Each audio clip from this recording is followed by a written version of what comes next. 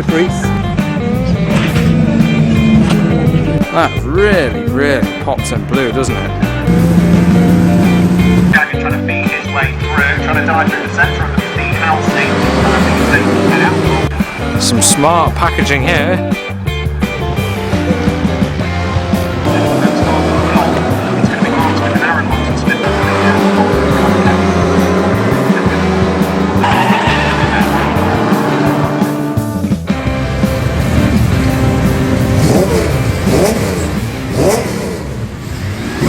Today on Car Traction, you join us in a bustling paddock at Oulton Park.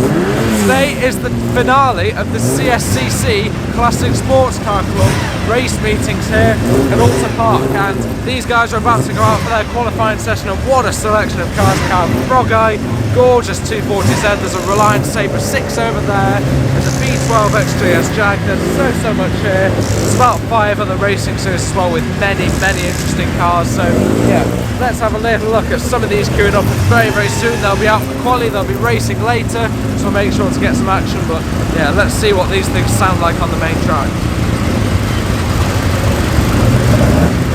Before the cars can go out for their qualifying session, they have to come here. This is where they are sound tested with this little thing on the exhaust. The drivers are asked to hold the revs at a specified amount to make sure they're not too loud for the circuit regulations. I'm looking forward to hearing some revs from this gorgeous Datsun 240Z race car. That's an amazing car, that.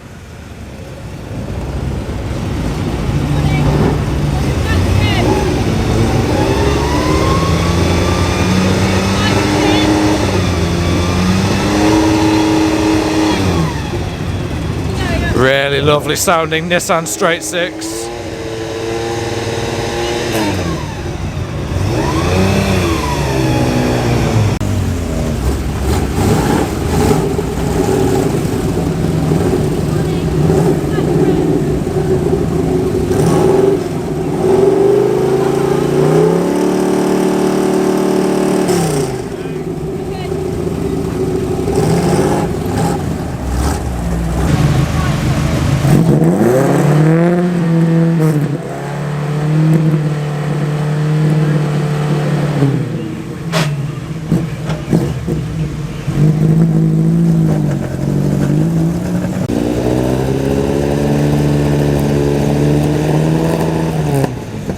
It's always great to get up close and personal to these classic racing cars in the paddock. Well, as I said, make sure to get some clips of them out on track. That's an MGB Roadster with a factory hardtop.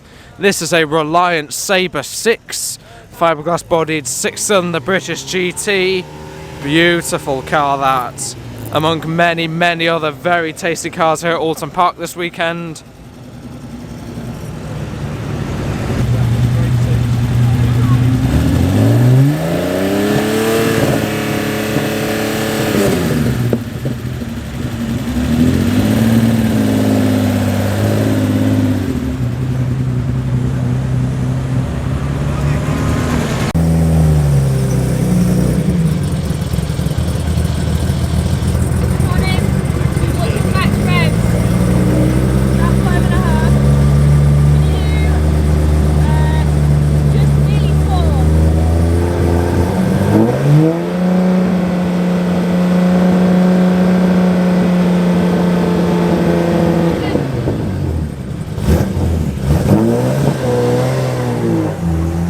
Looks like the Mini may be getting a push start, but look at the car behind. This is an Aston Martin DB4 race car, 4.5 litre straight 6-cylinder engine in that. Can't wait to hear this one sound testing and out on the track at full tilt. Glorious classic British racer. Plenty of MG midgets and Austin Healey sprites in this series as well. This one's an MG midget in blue. These have all got the BMC A series engine, probably enlarged to something like 1380cc, very large. Another A series powered car, that is one very purposeful sounding little Mini.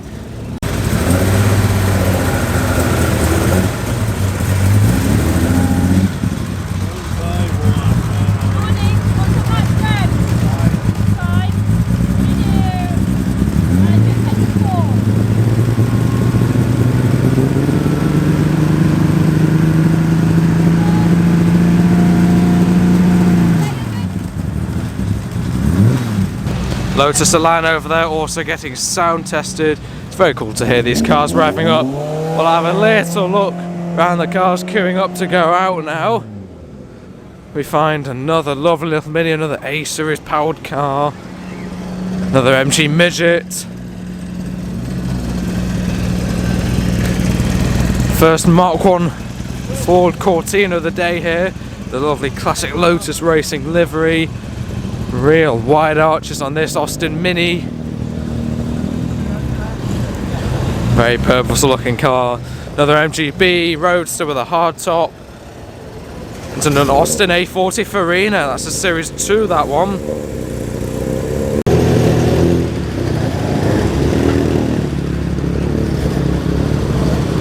Followed by another Lotus Cortina.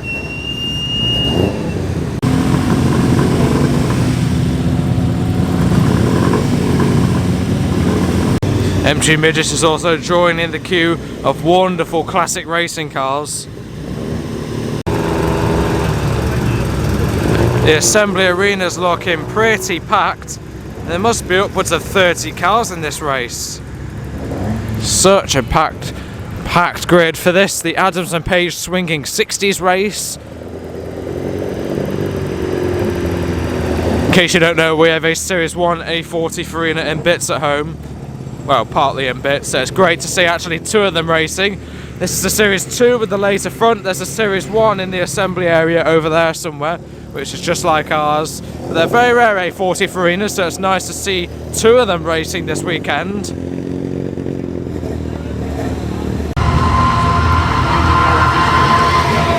As I said, there are a range of different racing cars competing at this weekend's racing.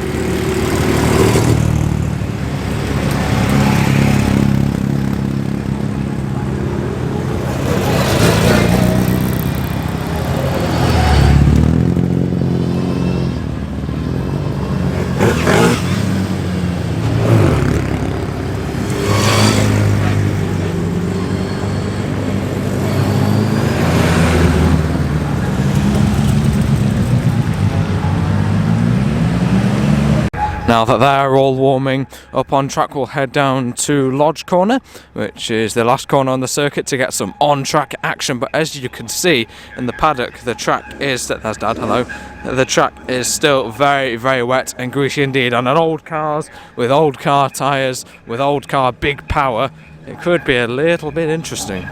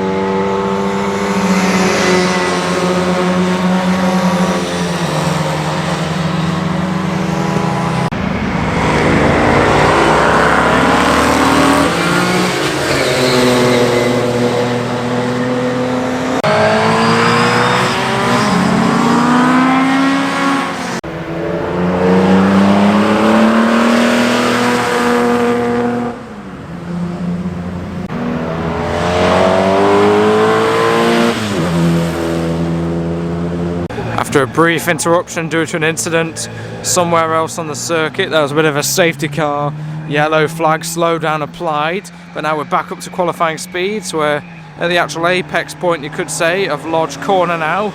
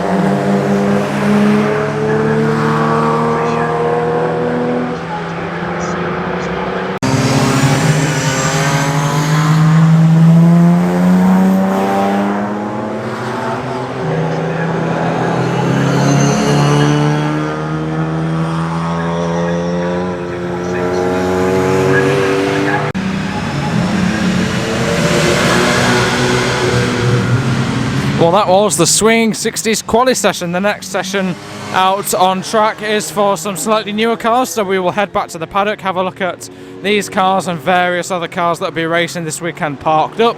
Yeah, what great fun to watch these were. Can't wait to see them racing later. Soon the Swinging Sixties cars will be making their way back into the paddock. This is the scrutineering bay. One of the main things they do here is weigh the cars to make sure they are not underweight, using this lovely old Avery scale. Or scales? I don't really know. What's the singular for scales? As you can see, they're all parked up, cooling down over there.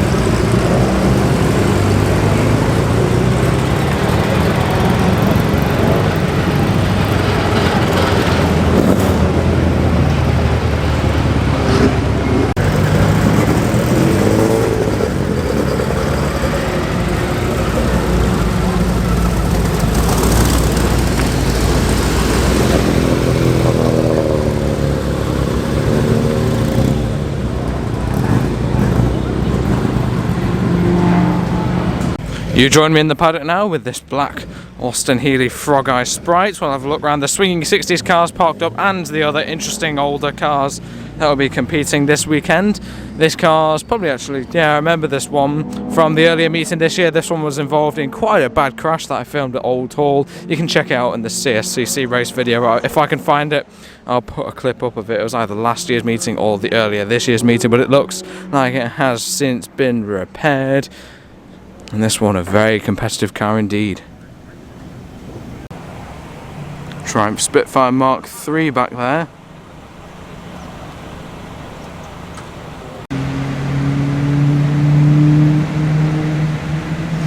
Another Mark 1 Austin Sprite, also known as the Frog Eye here.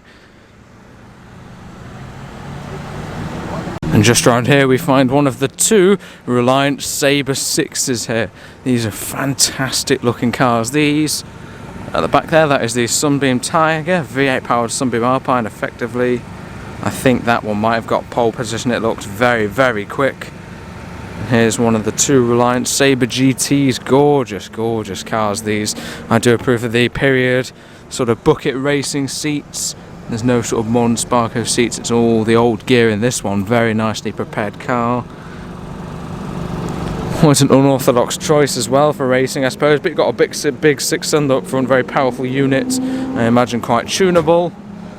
And a lovely, lovely body clad on that one. Gorgeous looking cars these. I do really like the Sabre Sixes. Bonnet off on this particular MGB Roadster. These all having the BMC B series, all the midgets and spridgets we saw earlier having an A series, but it's the B series, the MGB. Originally a 1.8, but been enlarged probably in race preparation. Got a huge single carburetor on this one. Is this your car, sir, this one? So what, has that been enlarged from 1.8 since it's 1860? Right, so what sort of goes into the sort of preparation of that engine? Oh, it's totally built from scratch with all special parts. Right. It's got a steel crank in it from ARP. It's got rods in it, steel. It's got Omega pistons in it. Nothing on it is standard, apart from the block and the head. Right. All we have to run. We have to run that as the regulations. But everything inside the engine, we can do it we like really. Right. And it's run under dry sump as well. This one. Is it running well at the moment, this one? It's alright at the minute. What position were you in at quali? I think he's got 7th. Yeah. Oh, that's very good, isn't it? Because aren't there several classes in it as well? There's loads of them, Yeah. There's like 30 cars on the grid or something, isn't it? Yeah. There's a lot. Sometimes at some of the circuits they have to split it up into 2 races. Right. Because there's not enough spaces on the circuit. No, I do approve of this huge carburettor on this particular one. Let's get a look at the interior as well. Obviously all very, very stripped out. Away from the MGB we find this very, very smart Lotus Elan race car. These originally would have had a 1600 twin cam 4-cylinder engine. Might have been enlarged since. As I was just chatting to the owner of the MGB. Originally a 1.8, now 1.86 effectively. Here's the interior of the Elan. Obviously all very, very stripped out. Nice racing hardtop. I suppose it's a fixed head coupe actually, isn't it? So it would be like that anyway. I'm sure it's lightened though somehow. Weight reduction, obviously very important.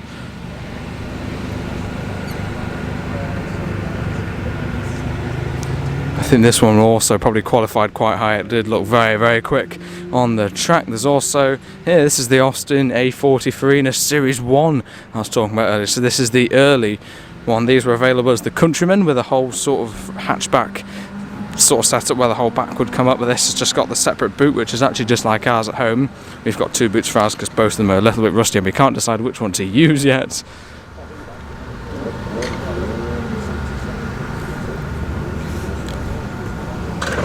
This one sounded very, very fruity in the assembly area earlier. I'm sure that's another enlarged BMC A series race engine in that one. Beyond that, another BMC A series powered car. This is either an MG Midget or an Austin Healey Sprite. They're basically the same car. You can see the race fuel tank in the back there, making good use of the boot space. This is quite an early midget actually. Mark 1, I think that is MG midget. That's a lovely looking little car. Next to its BMC A Series counterpart, the Austin A40 Farina. Door open on this Mark 1 midget here. You can have a little look inside once again. Stripped out bare bones interior. There's not much room in this one at all. That looks great with the little factory hardtop. I presume you're driving this one, sir? What was it out like this morning then? Very wet, slippery. Yes. Just to add to the fun, somebody dumped a load of oil on the track. Did they? That made it really interesting. Oh, no, I didn't see that. Where have we qualified then? Probably at the back. Really? Yeah. But I'm in one piece. That's good. That's good. Still running one piece. I suppose that's the main objective of the race. Well, you can see I had a little bit of modification there, so that was from last outing at Brands Hatch. Was it? So only 2 a season. So 40-minute race. 40-minute race. Does that mean there's a driver change, or is it? There's a driver change, although I'm on my own, so I've just got to come in the pits and have a pit stop for a minute and a half, right. And then, yeah. I'm sure that'll be fun. Yeah. I wish you well in the race. Cheers. Nice meeting you.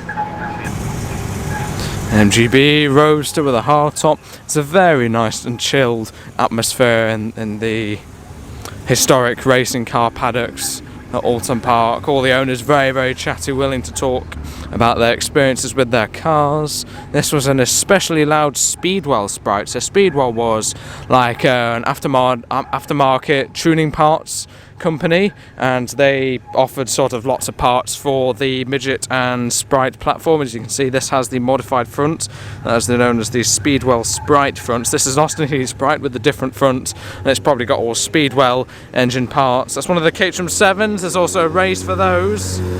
That looks a fairly serious one, that one, doesn't it? So yeah, Speedwell Sprite race car. This one is very, very loud car, that one. Some of the more modern cars over here, Honda Civic warming up.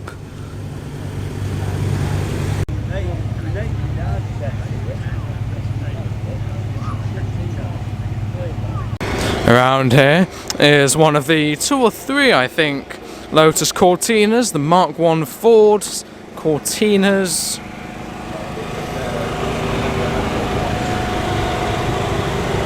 These are very popular racing cars in their day, competed in the likes of the British Touring Car Championship, and still very competitive and popular to this day in various historic events. Next up is the gorgeous Reliant Sabre Six. This is the second of the 2 Reliant cars that are competing in this weekend's races. This one actually very differently prepared. This one actually does not have the original 2 seats. This one just with the 1 seat over there, a more modern racing seat. Lots of switches in that one. I'd like to have a look at the engine on one of these Sabres, but unfortunately they're both shut. Really handsome cars, I think. Really just, yeah, great looking car that, isn't it? On the wide mini light wheels, pretty much all the cars here are on the mini lights. This is another Speedwell Sprite, you can see the slightly different front here. This will be like a Mark II midget, or sort of basically the same as the Austin Healey Sprites. All these have been debadged, so you can't tell whether it's an MG midget or an Austin Healey Sprite, but as I've said, they're basically identical cars. Window open on the Sabre Six Reliant. A little look at the interior of this one. We redline at 6,000 revs on this one. Stack of mini light wheels and tyres here. If we look at the tyres on these cars, you can see they're obviously very vintage sort of style, old style treads, which means a lot of slip and slide out of these old races. This is the standard midget and Austin Healey Sprite front when compared to the Speedwell Sprite front, which is very different, but obviously based on the same.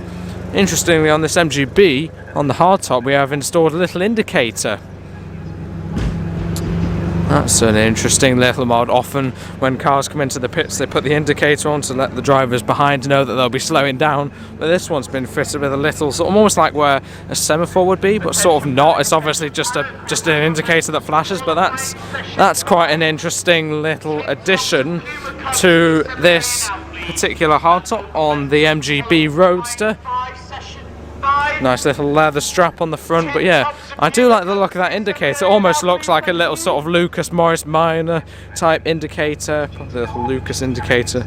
That's quite a nice little period mod, as opposed to putting some horrible LED thing on. Nice old fitting on that particular MGB racer. And here's the second of the Austin A40s. You can see the later front style of this one. It's a Series 2 Austin A40 Farina. Farina referring to the Pininfarina design house. This is one of the first Pininfarina designed BMC cars. Pininfarina design features are the sort of the straight lines like that, quite sharp lines, Italian design. In the 1950s sort of era, Austins were all very curvy. If you look at the sort of Austin Westminsters before, and then in the Pininfarina era it was all straight lines and sharp edges, the different design features, and this was one of the first cars to have the Pininfarina designing on it. Although actually that's the Series 2, so it's slightly later. So the Series 1 A40 Farina would have been one of the first, but you know what I mean. That's an eye-catching one in pink. See what else we can find. Here's the back of the Sunbeam Tiger. Very, very powerful and competitive car, that one. Here's a Lotus Europa, but I actually just want to skip through here because I think Dad is talking to the owner of the Reliant Sabre Six, and I want to have a look at that glorious six-cylinder engine in that one.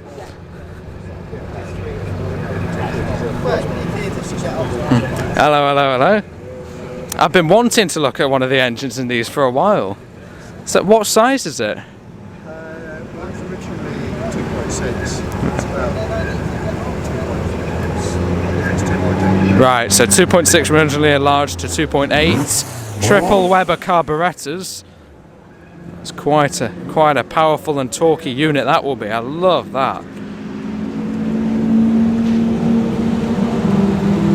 No, I'm sure that sounds lovely, that. No, I'm doing a video today, so you can look at the footage and yeah, it does sound very nice indeed.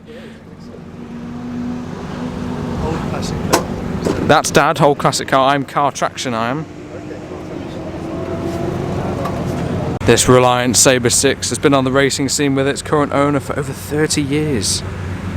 We're back at the very, very eye-catching Lotus Europa in yellow. Now here is a Mark 1 Austin Mini. This one fitted with some very, very interesting wide arches. That one was going very, very well in quali by the looks of it.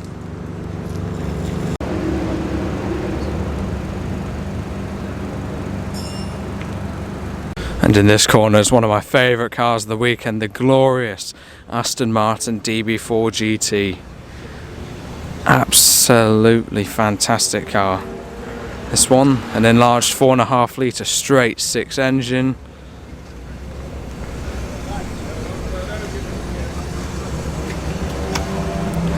Wow, what an engine that is. Absolutely huge block. Wow. So it's a twin cam, 6 cylinders, you can see, with triple Weber carburetors, but the block is absolutely huge. It's a massive unit, this engine. Wow, we've got the tubular manifolds on this side, obviously the carbs intake on that side. That is a huge, huge engine in the DB4GT.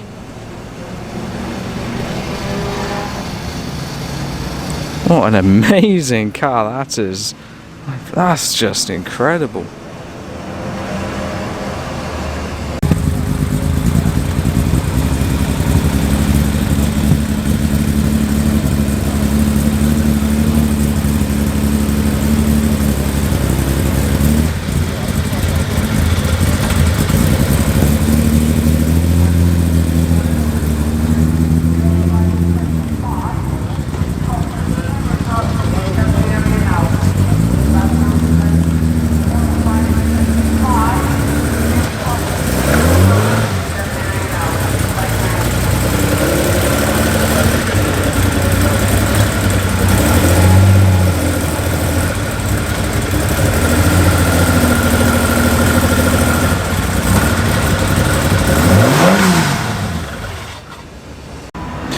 Oil checking on the DB4GT.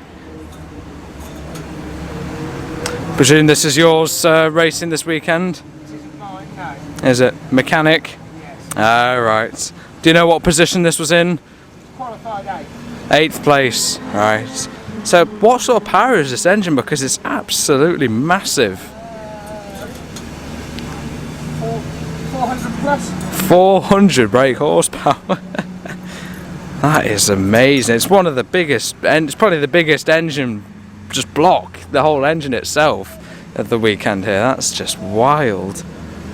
So it does sound pretty tasty. It did sound pretty nice on the track. Triple Weber carbs.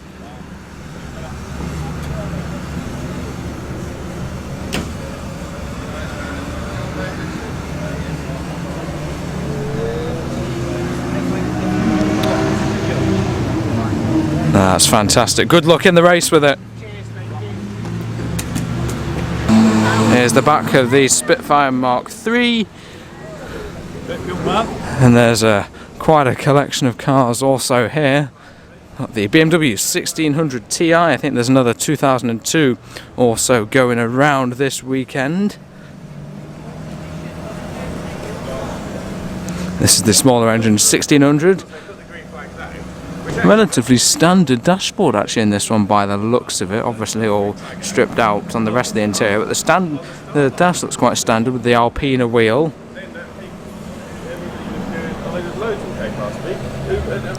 Obviously debumpered, weight reduction on the front.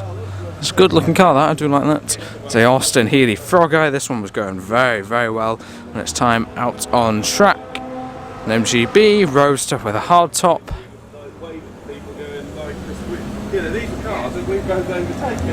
an MGB GT.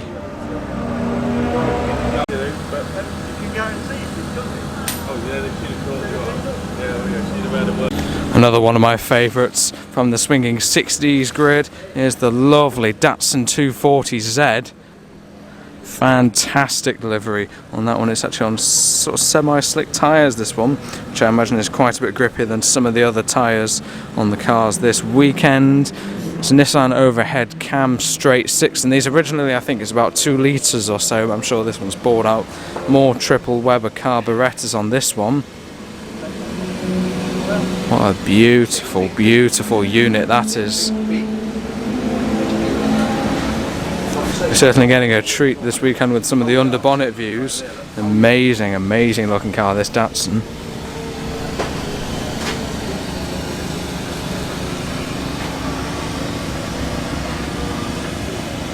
Yeah, that's lovely, that 240Z, an absolutely packed equipment truck there. This is an eye-catching one, isn't it? I think this is certainly based on another MG Midget or Sprite. It's probably another Speedwell bonnet or something similar, another form of period manufacturer. Here's the BMC A series, probably 1360, 1380. Originally it would have been a 1275, but obviously enlarged. This has just got the single Weber carburettor on this one. Certainly get your the wind in your hair, or the wind in your helmet with this one. That's not much for a windscreen, is it?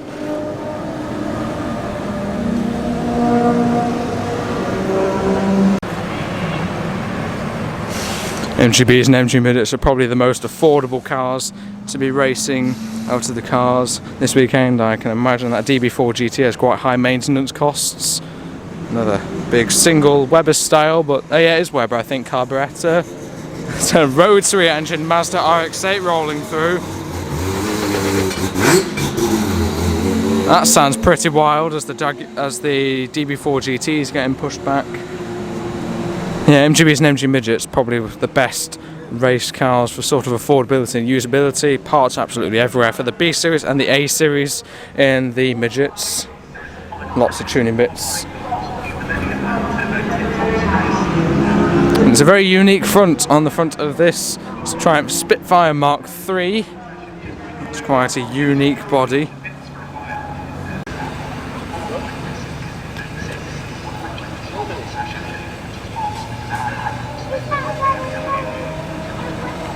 And sometimes in the paddock you find some interesting road cars that just happen to have turned up. This is the fuel station where drivers and mechanics can buy some racing fuel, but here we find this absolutely lovely TVR.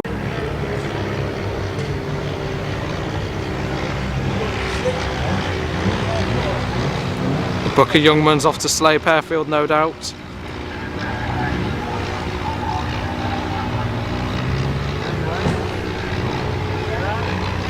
Always flies over whenever we're here.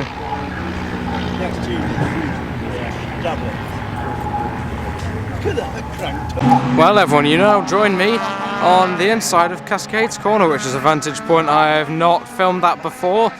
It's a very, very fast and undulating corner. Usually we're on that side. Actually, Dad is over there. There he is, doing something. So it was like a good 20-minute walk because the bridge is over there, so I had to come all the way around here. So that's dedication, so subscribe. But soon it'll be the Future Classics qualifying, I think it is, which has like that 6-litre V12 XJS and many, many nice things of a slightly more modern era. So I'll get some clips of their quali once these guys are in. This is the full Puma Cup and tin tops, something called like that. And then after that is the BMW E46 race. I'll probably watch the start and then I'll head over back to the infield to see what classic cars we can find in the public car park. Looks like all classic cars off.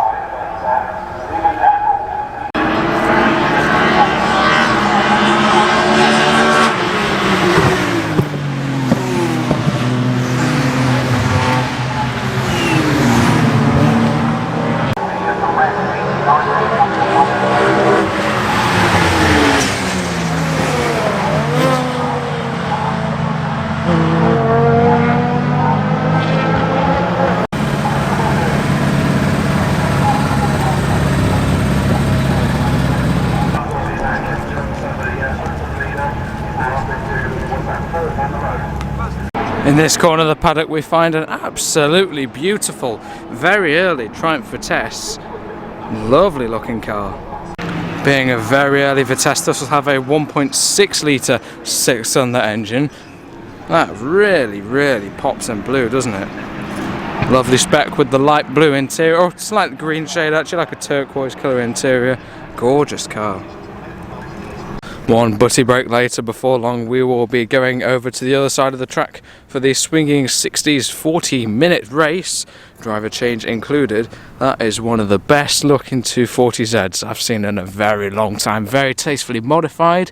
Got the Japan Automobile Federation badge, enamel badge. That is honestly one of the best looking cars I've seen today.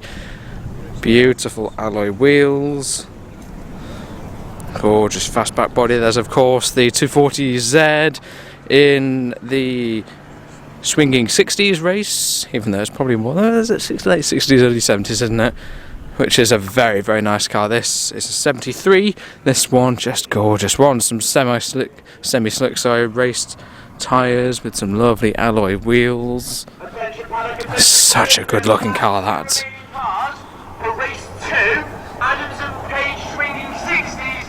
The assembly area now, please. That's the last 3 remaining cars for race 2.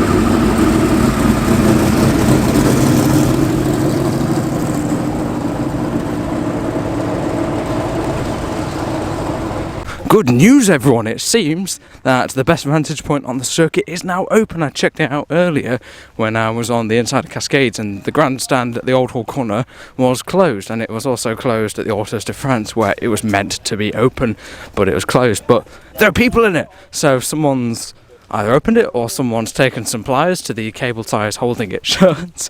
But that is very, very good because it's a fantastic vantage point into turn 1 here. A little bit about, let me guide you through the grid and the starting drivers. Car number 173, Connor Kay, starts from pole position. Row 13 of the grid is 25, Chris Winchester, and 166, which is Ben Bray. With row 14 being 33, Gordon Elwell getting its way into the pit lane. 40 minutes are on the clock. About to get our final Swinging 60s race of the 2024 season underway. Red lights are on, lights go out now, and it looks as though James Hughes gets the better start from the outside of the front row of the grid, but Dave By with the big Jag is trying to feed his way through, trying to dive through the centre of them is Dean Halsey, and I think as they head out from the corner, James Hughes that leads the way. Dean Halsey is through the second, Thomas in the complications down the third. Chases on him, he's trying to come back, he's already up the inside of Halsey's Jackson and he's done it, so the pole sitter back up into second, so he did lose that lead at the moment, but James Hughes... Connor Kay that leads from James Hughes in second place. Dean Halsey is third, he's got Dave By right behind him, and then Nicholas King is coming under attack and seeing his way through up the inside, and he's certainly qualifying under a slight struggle. Stephen Pickering and Will Sunday from 12th has gained places. He is trying to make a move here over Malcolm Johnson, not quite managing to do it there, but there's that one together. And that's Halsey, and Halsey looks like he's slowing along leg side. I don't think that was just that he was well on the cars behind. It did look to me like that Datsun was slowing. Connor Kay leading the way. In second place, James Hughes is under pressure with Stephen Pickering in a straight line. Rockets by and Williams and Big Tiger. And now, 12th on the grid, he is up into second place and can set his sights about Connor Kay. He was a long coming down through the avenue of Denton men, but it is a big captain to make up behind him. It's a beautiful sight of the battle between the Jaguar and the Aston Martin. It looked to me as though the DB4 and Nicholas King got the run this time round. About to rocket through to the lead of the race here, yet in a straight line. The Sunbeam Tiger, now that the circuit is dry, he can utilise all of that power that he was really struggling to get down in the damp qualifying session.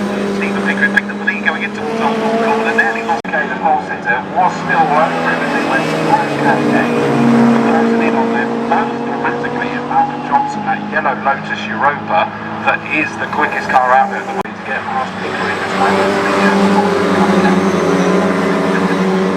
Seven from Malcolm Johnson last time through. Look and see. Yellow flag zone, and all of a sudden, from being under pressure, his lead has just grown purely through the traffic. 6.5 seconds. Malcolm Johnson is second. Connor Kay is third. Between them.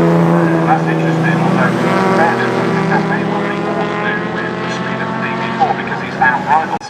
And who's driving the number 14 car? Nick Aviard. At the moment, certainly down pretty fast game in the week. Whether somebody's not quite right in that car. I think the Jack's all right, because to be honest, Dave By just set the best lap as well. You know, there's not well in a small area where.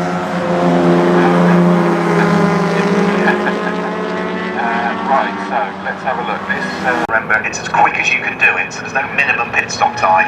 The only additional time that we need to worry about is Steve Pickering, the race leader, is collecting 50 seconds. He still wants to fight through the pack. He's got to keep pushing, hasn't he? Definitely, because as I said last time, I was surprised it was. Down to 1.7 seconds. Johnson just managing to stay at the inside of the Mini as they head towards Radio Roll corner. So that one. Yellow Europa is definitely getting bigger in his mirrors. Interestingly, that DB4 is not managing to wait on it anymore, so it seems like his sort of reach has come down a fair bit now by the looks of it as they disappeared out of my sight. It was 1 3/4 of the line. It's definitely. At least this time through, we have got one other taker for the pits this time. The pit lane car has come to car number 134, which is John Hughes. Leaving the pit lane goes there. It looks like quite a comfortable margin between the lead two, so I don't know whether that was Pickering just got in. So Malcolm Unfortunately, my favourite car, the DB4's off. takes up the lead of the race at wheel number 6. The Sunbeam Tiger's a 20-second penalty because he's already won a lot of races this season by the sound of it.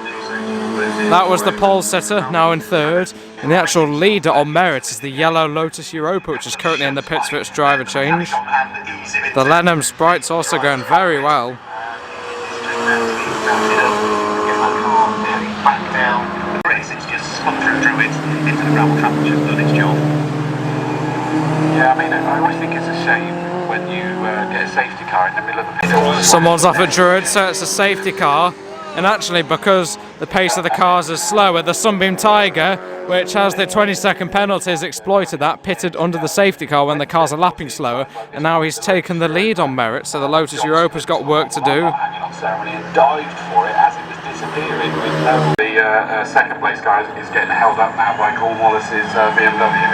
That's frustrating, isn't it? Ben Walker, no chance, no opportunity at all to sit behind Steve Adams. On the back of that Jaguar XJ as Walker accelerated well now. Much frustrating.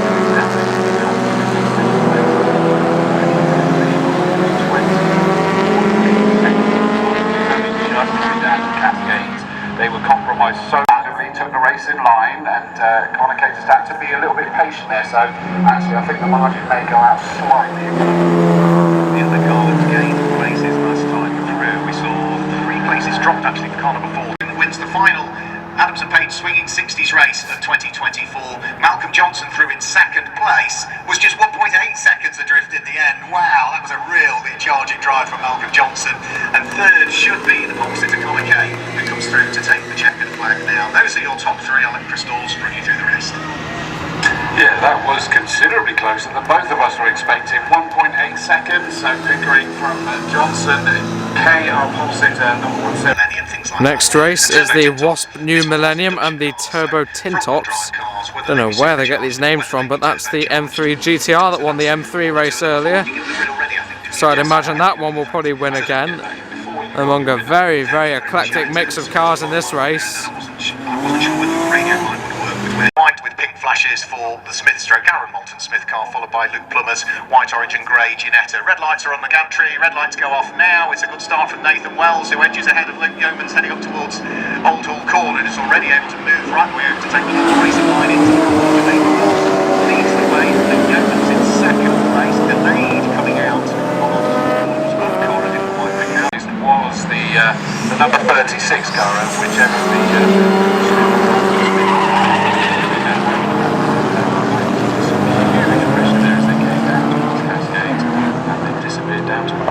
incident at Oulton Corner. Oh, and a roll. Alright. Yeah, one of the cars has rolled actually.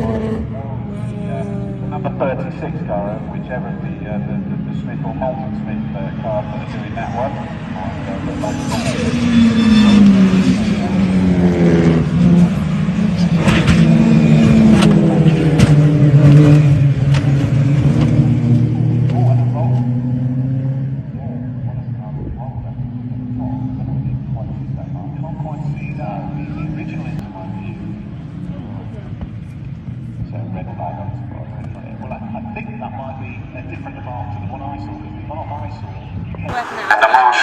Well, I was distracted by the spinner over here, but somehow one of the Abarth cars over there speared off into the wall, and it was flying in the air, rolled 4 or 5 times in the air, came crashing back down, and I just managed to record the last second of it.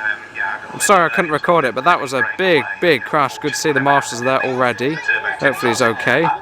But that was a massive, several roll in the air crash, that one. Which was fully in my view. I've got all the cameras now as to what's happening. Also what goes on in scrutineering, which is the process all the cars go through to check the Work of it, don't they? He's in it. He's in that. Really impressive, and there it goes over onto his tyres. So they'll get that recovered back fairly sharpishly, I'd say. So it's still standing on and turning.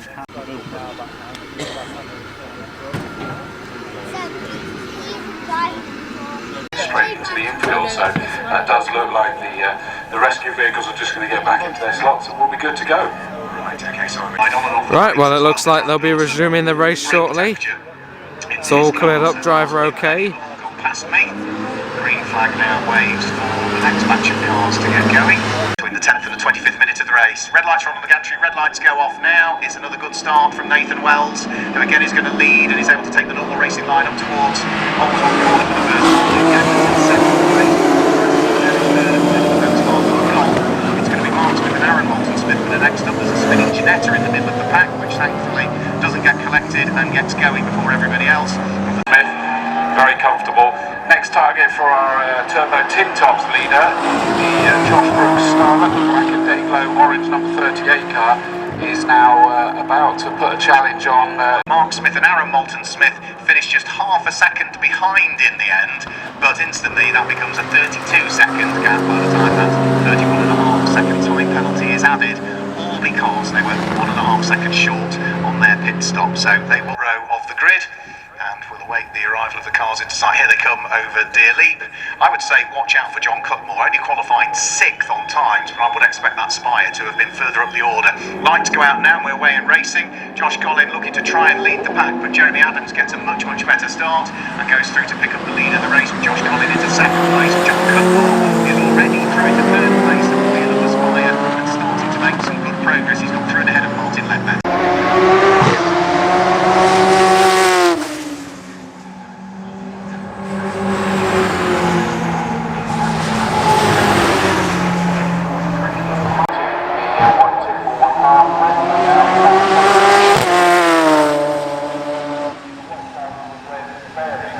In Park Ferme is the Fiat 695 Abarth Cup car that has been on quite a journey in today's races. Succumbed a little bit of damage, you could say, to its 4 or 5 barrel rolls. About it taking a little bit longer to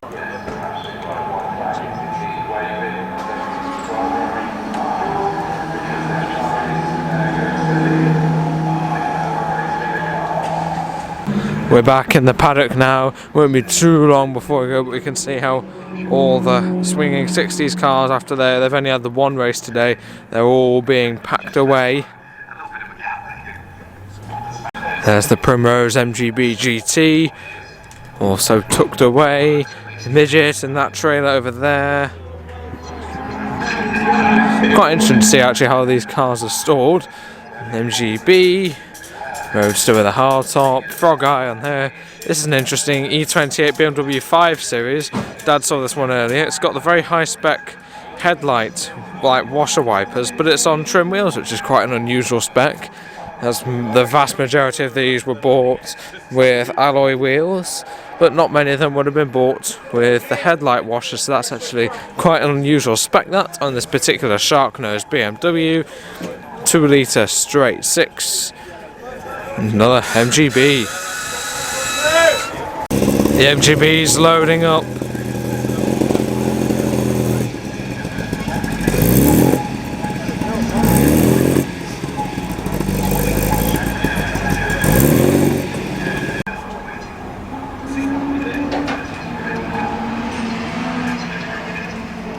Some smart packaging here. Up top is the Speedwell Sprite at quite an angle, that one. Hope that one's strapped all down, and then there's the MG Midget, this one. Tucked underneath. Great setup. This E36 BMW qualified second in its class, which was a very impressive performance. It actually spun and caused a red flag, but it looks to be in relatively good condition and will be starting second, but it is the last race of the day. It will actually be pretty much dark by then. We won't be here for that. All the Swinging Sixties cars pretty much are all gone by now, as they only had their one race, but these guys need to stay until about 7 o'clock. These two Ginettas were absolutely flying round in quali. These were so fast. This Morgan Plus 8 will be starting in pole position in its race. This was insanely quick. Real distinctive rumble from the V8 engine of this one. It was so powerful.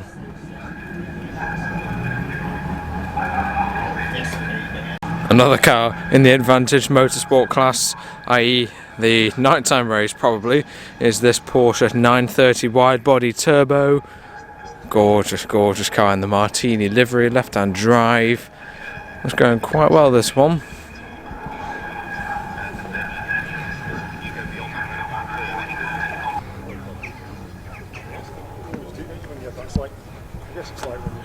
One of the last Swinging Sixties class cars to still be here is the gorgeous 105 Series Alfa Romeo.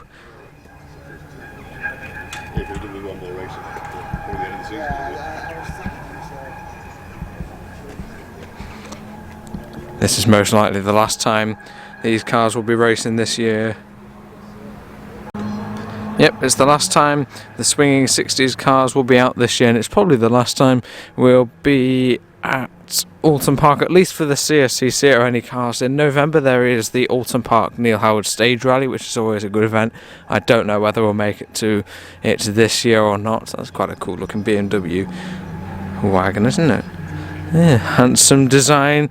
As I said, there's only a couple of races left in the day. It's getting quite late and I need to edit the Bicester Scramble video for tomorrow, so yeah, we kind of need to get back because I've got quite a bit of stuff to do. But it's been a fantastic day at the CSCC race meeting here. Let me know which car you would have driven around the track. I honestly can't decide which one it would be for me. I do like that Alfa Romeo though. Yeah, do let me know that while you're in the comments below. Let me know what you thought of the video as a whole. Make sure to subscribe, check out the channel homepage, as we've been to Oulton Park many times before. We've been to 2 of the CSCC events before, which also had very exciting racing and a few thrills and spills, which is what always comes with any motorsport. I'm going to say bye for now, and thank you very much for watching.